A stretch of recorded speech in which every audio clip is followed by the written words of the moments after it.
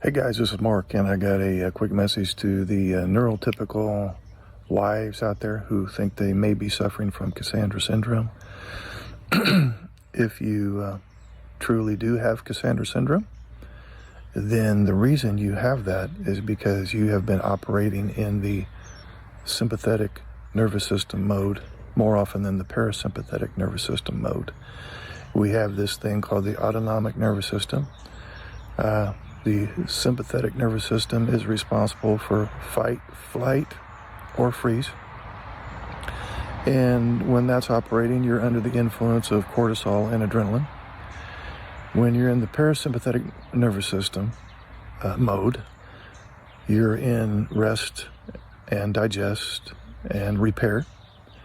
And instead of being under the influence of stress chemicals, you're under the influence of a calming chemical called acetylcholine.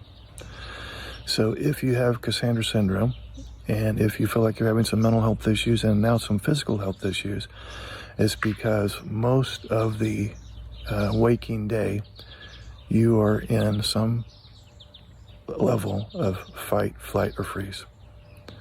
And so with the Cassandra Syndrome recovery group that I conduct, and the link will be below this video in the comment section and in the description area, we will be looking at ways for you to effectively spend most of your waking time, which depends on how much you sleep. If you have Cassandra Syndrome, you're probably not sleeping very well, so you may be awake 16, 17, 18 hours a day. We want you to be operating mostly in the parasympathetic nervous system mode during those waking hours, and also to improve your sleep. So I will be engaging in some cognitive behavioral therapeutic techniques, cognitive restructuring, and self-care strategies such that you can be mostly under the influence of acetylcholine rather than cortisol and adrenaline, which now that frees up a bunch of energy for your body to rest, digest, and repair. You got to spend more time in repair than in fight. And that's not going to get accomplished if you're always under the influence of the sympathetic nervous system. Hope that makes sense. Links below. Join the Cassandra Syndrome recovery group. Hey guys, this is Mark, and I want to briefly summarize Cassandra Syndrome as I see it. And this is what I run into when I'm dealing with people online in my groups. What happens originally is the NT wife is her ASD husband's special interest. When the romantic phase expires, he gravitates towards his original special interest. She starts feeling deprived and alone. And this goes on for several years and decades. And she starts having some emotional and physical health problems as a result of emotional deprivation. So there's that piece. Then the second piece to Cassandra Syndrome is when she describes her dilemma to some close family members or close friends, they have a hard time believing her because let's say her name is Sally and the ASD husband's name is Jack. Well, Jack functions fine in all other areas of life. Walks fine, talks fine, looks fine, works fine. May be the smartest guy at work. Just a nice guy, you know. And so they know Jack, and when Sally describes Jack as being, you know, meltdownish and shutdownish and abusive and adult temper tantrums all the time, and he never gives me any give and take in conversation or affection and so on, some of those people look at Sally and go, wow, she's exaggerating. She's been very melodramatic. Maybe she's borderline personality disorder or histrionic. And they don't believe her because they know Jack, but they only see one side to Jack. They don't see the other side to Jack that Sally sees behind closed doors. So they don't believe her. So that's the second piece. We have the emotional deprivation piece, and then some people just don't believe that things are as bad as she is describing, which is terribly invalidating to her when she's trying to seek some outside moral support from close family members or close friends. So there it is in the summary. She kind of gets, she takes a hit times two. Emotional deprivation, and people don't believe that that's really what's going on.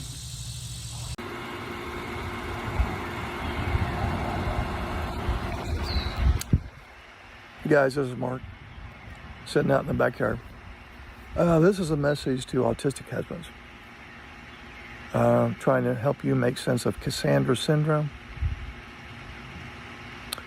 You have probably been told by your NT wife, I have Cassandra Syndrome. And she has probably tried to help you feel guilty. Oops, I'm sorry, NT wives. Was that offensive? She has said, I have Cassandra Syndrome. And you have thought, the fuck is that? So, let me help you make sense of it. I'm not trying to be sarcastic of her.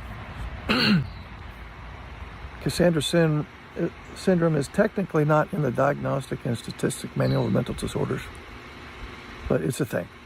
It's a real thing. And has she used the victim card? Yes, she has. But is she still hurt? Yes. Is she making this stuff up? No. Is she exaggerating her hurt? Sometimes, probably. Most of the time, no. So, I'm going to offend everybody here. The NT wives and the ASD husbands. If I haven't offended you yet, just stay tuned. It's going to happen. So, is she feeling sorry for herself? At some level, yes. Is it true trauma at some level? Yes. Are you kind of a victim too because you have autism? She goes, I didn't sign up for this marriage. You didn't sign up for autism. So at some level, are you a victim too? Yes. At some level, are you an asshole? Yes. Sorry, I told you I'd piss you off at some point. Let's make it real. She probably makes it bigger than it is, but it's still a thing. You probably think you're more innocent than you are, but at some level, your traits of ASD level 1 contribute to your behavior such that she would download your behavior as being cold, insensitive, uncaring, selfish, narcissistic. Cassandra Syndrome, real thing. Real thing. The traits of ASD that result in your significant other, in this case the neurotypical wife, downloading your behavior in the wrong way? Yes. It's a two-way street. Nobody's doing anything wrong. She's hurt. Her heart hurts. She feels like I'm not getting my needs met. That's a real thing. You're thinking, doesn't matter what I say or do, it's never good enough. I can never make her happy. I've tried. I'm always a failure with her. That's a real thing. It's a real thing. So, I just want to let you know, this is a message to the ASD husbands regarding Cassandra Syndrome, in case you've lost track of where we're going here. Cassandra Syndrome is basically just the perception, and in this case, the NT wife's mind, that she is not getting her emotional needs met. We call that emotional deprivation. Now, she has to have her emotional needs met because she is an emotional creature by nature, and men are too, of course, but her especially. She was wired. Her brain was designed to be nurturing, caring, loving, and receive emotional reciprocation, empathy, connection, affection. And when she doesn't get that, and that's a primary need for her, in the same way that water, food, shelter is a primary need. This need for love and connection in your NT wife, that's not just a nice thing that happens if it happens. No, it's a primary need. Water, food, shelter, love and connection. It's right up there. And when she doesn't get it, she hurts. That's the way God designed her. And when she doesn't get it, she gets into fight or flight mode. In other words, I'm dying here. I'm dying here. One of my survival needs is not getting met. And so that's why she kind of get bitchy, moany and groany, and complaining. Wouldn't you? If you were expecting regular water from somebody that was supposed to regularly give you water, and they didn't show up time and time and time again, and now you're dehydrated and getting thirsty, wouldn't you complain? Where's my water? I signed up for a program where you would deliver water to me and I would give you something in return. You're not delivering. What does your wife give you in return? Love, connection, empathy, moral support, compassion, grace, mercy, children, helpmate, soulmate.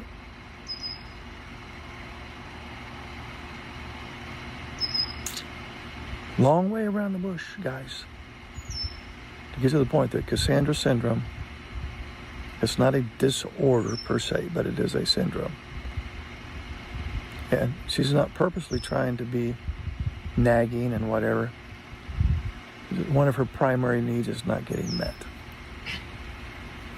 And until you can figure out a way to meet this primary need of emotional reciprocity, you will continue to be in the doghouse. I'll take bets. I can promise that's going to happen. Hi guys and ladies, this is Mark with AdultAspergerChat.com and CassandraSyndromeRecovery.com.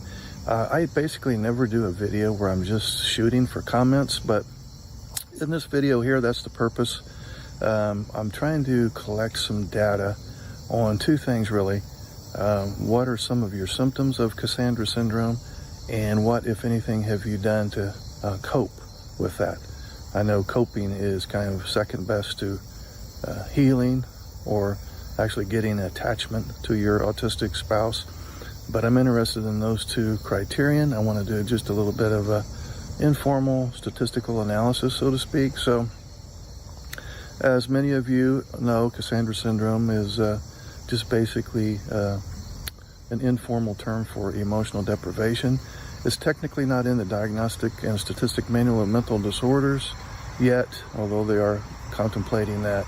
But it's a real phenomenon nonetheless, and it results from not getting the emotional reciprocity, validation, give and take in conversation, affection, empathy, and so on from your significant other.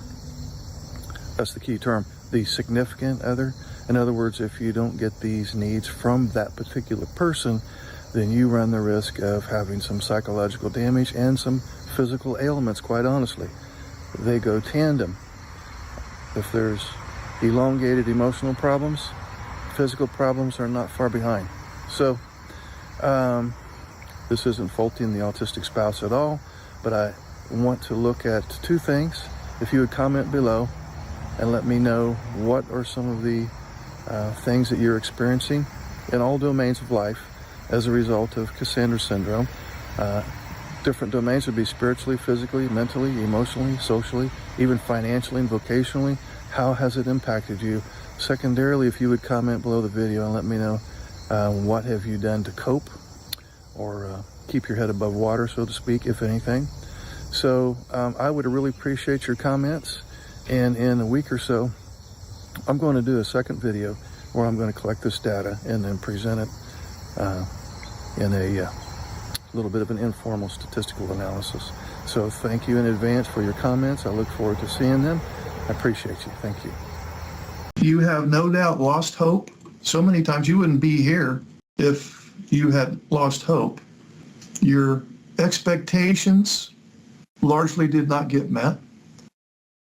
Your attempts at saving the relationship, I mean, you did the best that you knew how to do, and I'm not faulting you one bit. Your heart was in the right place.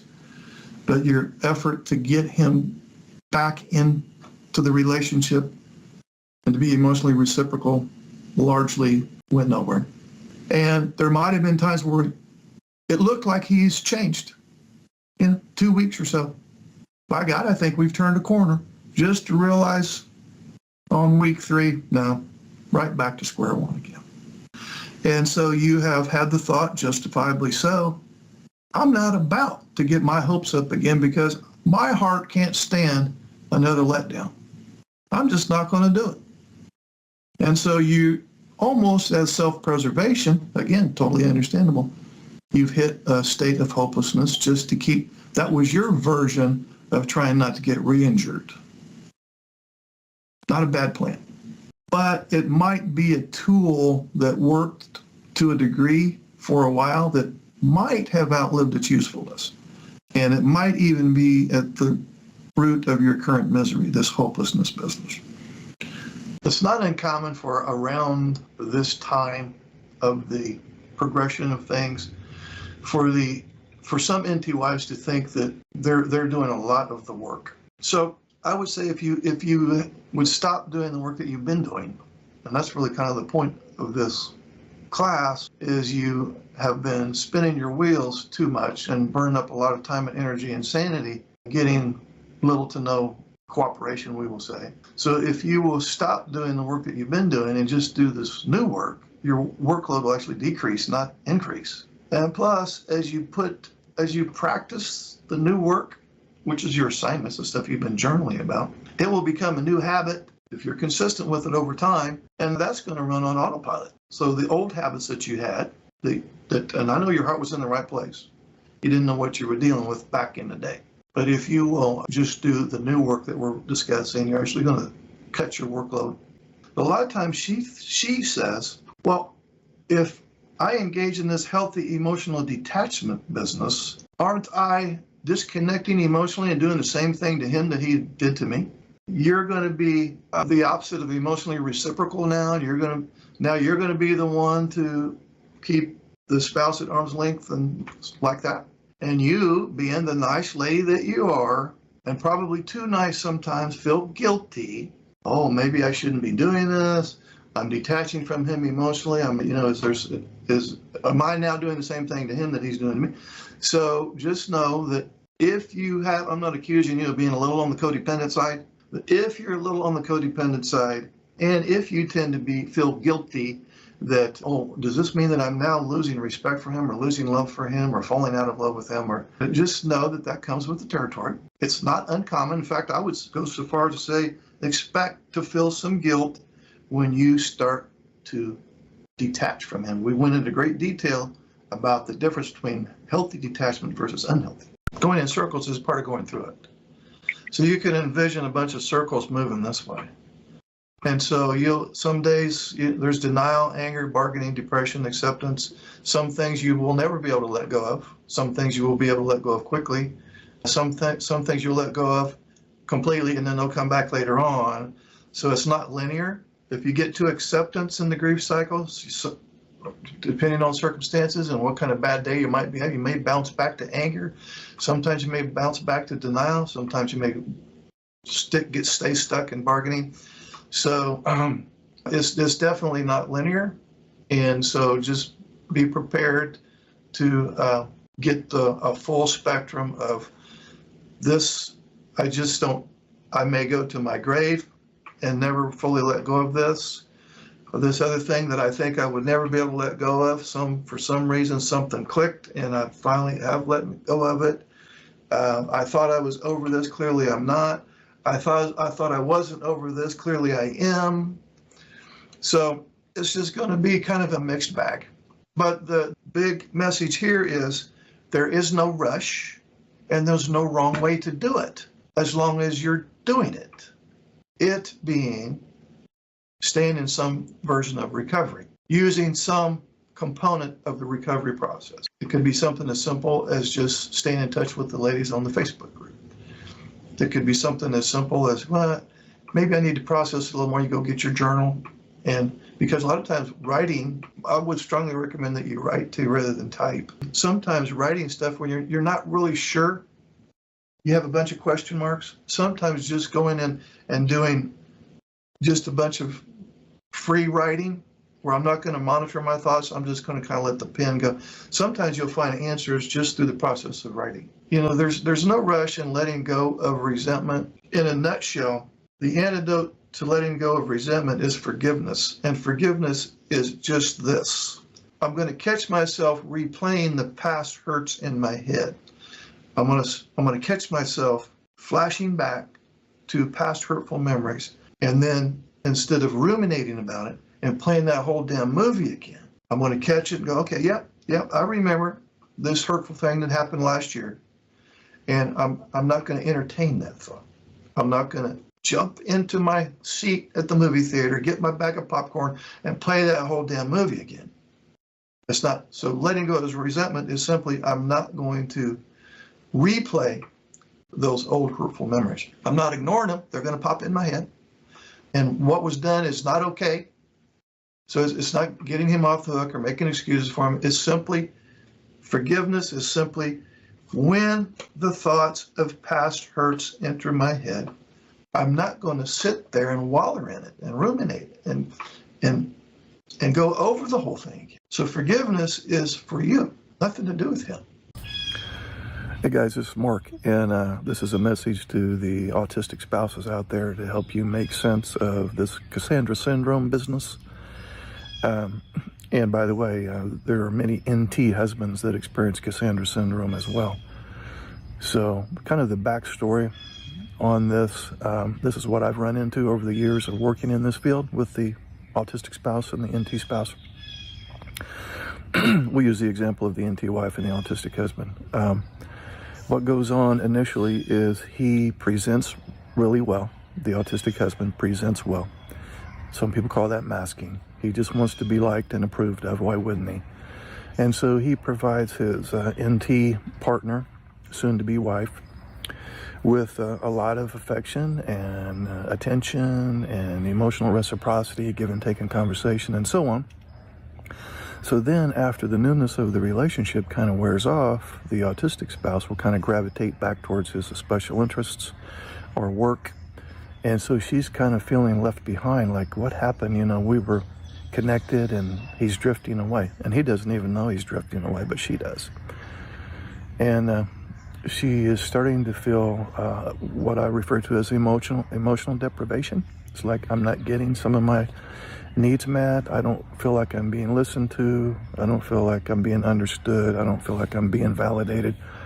And she can only go on like that for a few years before it starts affecting her mental health and her physical health. And that is the Cassandra Syndrome business, where if this goes on for decades, she's depressed and she's starting to have some autoimmune disease and so on, because she has to have that emotional connection in order to be healthy. The autistic spouse gets his emotional needs met through his special interests in work, especially if he enjoys his work and stays gone at work a lot. He's getting all his emotional needs met that way with non-social tasks, and he can hyper-focus on those tasks for extended periods of time, and he's getting his emotional needs met. But with the NT wife, she gets her primary emotional needs met through social activities, especially through her spouse. So when she's not getting that, she's losing because one of her primary needs is not getting met. And then she will often tell people what's going on. Let's say, for example, there are friends and family members that know the autistic spouse and the NT spouse, and they know both of them. And let's say the autistic spouse name is Steve, and her name is Ann. So people know both Steve and Ann, but they don't see what goes on behind closed doors. They don't see what Ann sees. Ann sees a man who does frequent shutdowns, meltdowns, adult temper tantrums, doesn't show much in the way of empathy, doesn't provide moral support when needed. But outside of the home, other people see the two of them, and they think that he's a nice guy. Like, I know him. He talks fine, walks fine, looks fine, works fine. I think Ann's being melodramatic because she's always complaining about him, and I don't see it. He seems like a nice person. And so in this case, Ann is now in a double down position because the people that she talks to about what goes on behind closed doors, they kind of don't believe it. It's like, seems a little melodramatic. I don't think your husband is that bad of a guy. So now she's not only not getting her emotional needs met, but when she reports these things to other people, they don't really believe her. Until she gets in a community of other NT ladies suffering from Cassandra syndrome, and then they go, oh yeah, we know exactly what's been going on. And so, yeah, I would encourage any NT wives watching this video to be sure and hook up with other ladies going through the same thing. And on that note, I do have links below the video here in the description area and in the comment section. And I have a Cassandra Syndrome recovery group, and you'll be rubbing shoulders with other ladies that are in the same boat as you. Anyway, that's it. For those of you autistic spouses who are not quite sure exactly what that means, here's the summary. You presented well in the beginning. She thought she was on the right track. After a while, you gravitated toward your special interest and or work. She felt emotionally neglected. It started affecting her mental health and her physical health. As she reported these things to other people, the huge disconnect between you and her, whenever she would mention this to some people who did not know anything about ASD level 1, they didn't really believe her. They thought that she was kind of being melodramatic and exaggeratory. And so now she feels not only mentally and physically sick, but she feels isolated. That is a summary of Cassandra syndrome right there. So, if your NT spouse, whether male or female, states that he or she feels like they're suffering from Cassandra syndrome, it would be great if you could extend a little grace and mercy, not beat up on yourself. And, oh man, I didn't realize I caused this, and I must be a bad spouse. That's not the point of this video. The point of this video is for help you to understand what went on. And instead of spending energy beating up on yourself about it, spend that energy extending a little grace and mercy to your NT spouse. And listen to them, try to understand the hurt and validate that that's their experience and what can I do to help. Okay? Here's your line. You ASD spouses, here's the line. I want to listen to your hurt, and I want to understand it fully, and I want to validate the fact that that's your truth and that has been your experience, and I'm sorry that this turned out this way. What can I do to help? Okay, that's your assignment. Part of the assignment is not beating up on yourself, okay? Okay, so you're a husband with autism spectrum disorder, and your wife has said, I have Cassandra syndrome, and you don't know what it is. So here's what it is. It's all about this thing called emotional reciprocity. In the early going of your relationship, she would have said, yeah, we had give and take in conversation. We had affection. We did things together. I was important. He paid attention to me. But then over time, this emotional reciprocity waned. And then fast forward a few more years, and emotional reciprocity became virtually non-existent. And then she begged to get some emotional reciprocity, but it didn't happen. And so now she feels depreciated and deprived. That's Cassandra syndrome in a nutshell. Hey guys, this is Mark. Click on the join button underneath any of my videos, then click on members only videos, and then click on join. And for $9.99 a month, you'll have access to members only videos, which are excerpts from previous workshops I've conducted for NT partners, ASD partners, and the neurodiverse couple. New videos will be uploaded weekly. Hey guys, this is Mark. I'm taking on some new clients. There's my email address right there. I do have about a 4-week waiting period. So if you'll email me, I'll put you on my waiting list. And in approximately 4 weeks from today, we'll be able to meet face-to-face using Zoom or Skype. And we can talk about the relationship difficulties you're having in your neurodiverse marriage where one person is autistic, the other one is not. And we will come up with some preliminary intervention strategies to do some marital conflict repair. So feel free to email me and we'll get started soon. I've been working with people online for 25 plus years. So I've been around the block a time or two, and so I look forward to hearing from you.